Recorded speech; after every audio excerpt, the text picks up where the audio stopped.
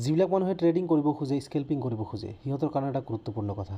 আপুনি যদি ভাবে যে আপোনাৰ এটা ট্ৰেড বা এটা স্কেল্পত আপুনি অকল প্ৰফিট লৈ ওলাই যাব, তেনেহ'লে সেইটো কেতিয়াও সম্ভৱ নহয়।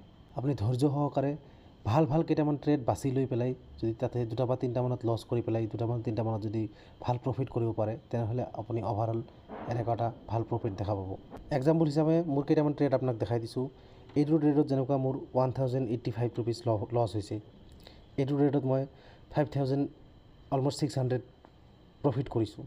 এইটো ট্ৰেডত 874 লছ, এইটো ট্ৰেডত 477 লছ, আকৌ এইটো ট্ৰেডত 487 প্ৰফিট। অভাৰঅল মিলাই পেলাই মোৰ 3650 ৰুপিজ প্ৰফিট। ইয়াৰ পৰা অলপ টকা ব্ৰকাৰেজ হিচাপত কাটিব আৰু বাকীখিনি মোৰ প্ৰফিট।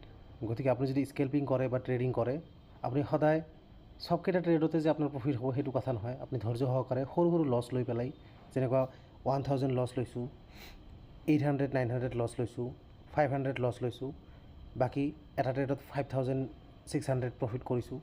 সেনেকৈ কৰি পেলাই অভাৰঅল আপুনি প্ৰফিটত থকাৰ চেষ্টা কৰক, তেতিয়া আপুনি এটা ছাকচেছফুল স্কেল্পাৰ হ'ব পাৰিব।